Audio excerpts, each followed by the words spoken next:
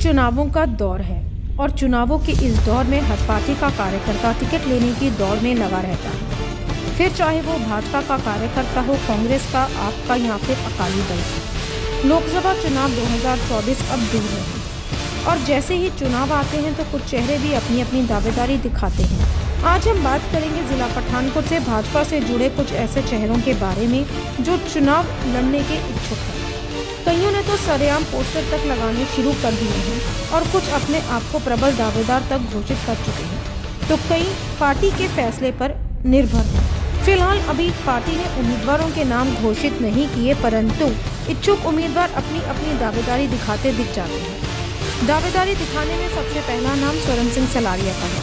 स्वरण सिंह सलारिया भाजपा का राष्ट्रीय कार्यकारिणी सदस्य तो है ही, इसी के साथ साथ लोकसभा हल्का गुरदासपुर के लोगों के लिए उन्होंने सलारिया जन सेवा फाउंडेशन का गठन भी किया, जिसके माध्यम से वे जन जन की सेवा करने का बीड़ा उठा चुके हैं। बधानी स्थित वाइट मेडिकल कॉलेज अस्पताल में कम पैसों में लोगों का इलाज भी करवा रहे हैं।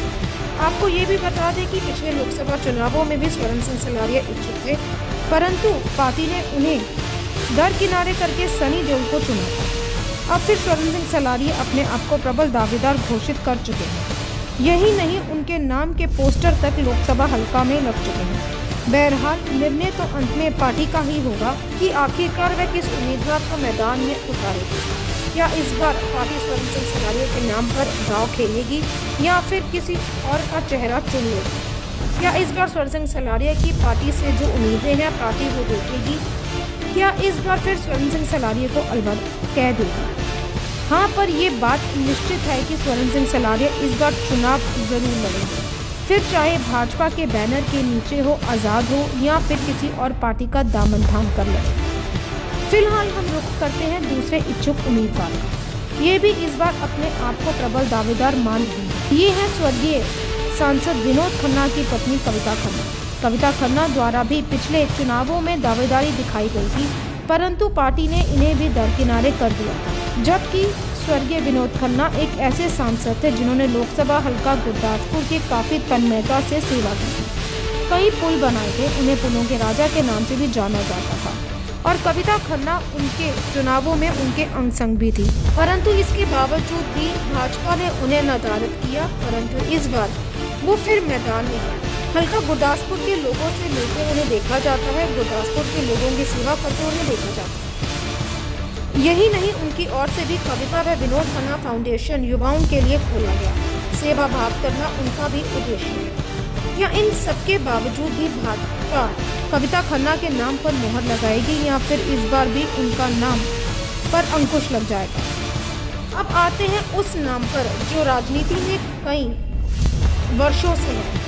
भाजपा हमेशा उनके नाम पर विधायक के तौर पर मोहर लगाती आई है, यहाँ तक कि उन्हें भाजपा पंजाब अध्यक्ष भी बनाया गया। जी हाँ, हम बात कर रहे हैं अश्विनी शर्मा की। हालांकि स्वरण सिंह सलारिया व कविता खन्ना की तरह वह अपनी दावेदारी तो नहीं दिखा रहे, परंतु सूत्रों की माने तो इस बार या यूँ कहें कि पहली बार वह सांसद के तौर पर लोगों की सेवा करने के इच्छुक दिख रहे हैं। अश्विनी शर्मा एक ऐसा नाम है जो 2 बार पठानकोट विधायक भी बन चुके हैं। पंजाब भाजपा अध्यक्ष बन पंजाब के मुद्दों को वह भाजपा के समक्ष रखना अपनी प्राथमिकता समझते हैं।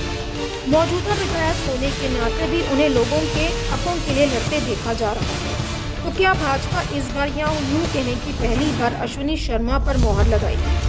कहीं ना कहीं ये भी प्रबल दावेदारों में माने जाते हैं। और अब आखिरी नाम पर आते हैं। आखिरी नाम है ठाकुर दिनेश सिंह बब्बू का। ठाकुर दिनेश सिंह बब्बू पंजाब के पूर्व डिप्टी स्पीकर भी रह चुके हैं और 3 बार विधानसभा हल्का सुजानपुर के विधायक भी रह चुके हैं। भले ही इन्हें इस बार जीत हासिल नहीं हुई, परंतु पार्टी फिर इनके नाम पर सोच विचार कर सकती है। पार्टी के नेताओं से भी इन्हें मिलता जुलता देखा जा सकता है। तो क्या पार्टी दिनेश सिंह बब्बू के नाम पर लगाएगी मोहर? और आखिरी में नाम आता है अभिनेता सनी देओल का। सनी देओल इसलिए क्योंकि वह यहाँ के मौजूदा सांसद हैं और पहला हक तो उनका ही बनता है। परंतु सनी देओल का ग्राफ इस विधानसभा हल्के के लिए कुछ अच्छा नहीं। चाहे एक सांसद होने के नाते वह हल्के की समस्याओं को आगे ले जाते दिखे, परंतु हल्के में ना आना, ना लोगों से मिलना, ये बातें उनके खिलाफ जाती हैं। और यहाँ तक कि लोगों का सवाल है कि वह सनी देओल को दोबारा देखना ही नहीं चाहते। बहरहाल ये तो थे कुछ चेहरे जो उम्मीदवारी दिखाते दिख रहे हैं और कुछ पार्टी के निर्णय पर निर्भर हैं। अब देखना ये होगा कि क्या पार्टी फिर से कोई पैराशूट कैंडिडेट मैदान में उतारेगी या फिर किसी लोकल उम्मीदवार को मैदान में उतार देगी। अगर पार्टी किसी पैराशूट उम्मीदवार को उतारेगी तो क्या जनता उसे स्वीकारेगी या नकार देगी, क्योंकि इस बार जनता की आवाज़ ज़मीनी स्तर से जुड़ा व्यक्ति है। अब देखना ये होगा कि पार्टी का निर्णय क्या होगा और जनता का निर्णय क्या पार्टी का निर्णय होगा या उनके विपरीत, ये तो आने वाला समय ही बताएगा। तो ये तो थी भाजपा के उम्मीदवारों की बात। अपने अगले पड़ाव में हम बात करेंगे कांग्रेस और आप की चुनावी सरगर्मियां 2024 की पल पल की खबर को देखने के लिए आप स्पीड नेशन पंजाब के फेसबुक पेज को लाइक व शेयर करें और यूट्यूब चैनल को सब्सक्राइब ज़रूर करें। धन्यवाद।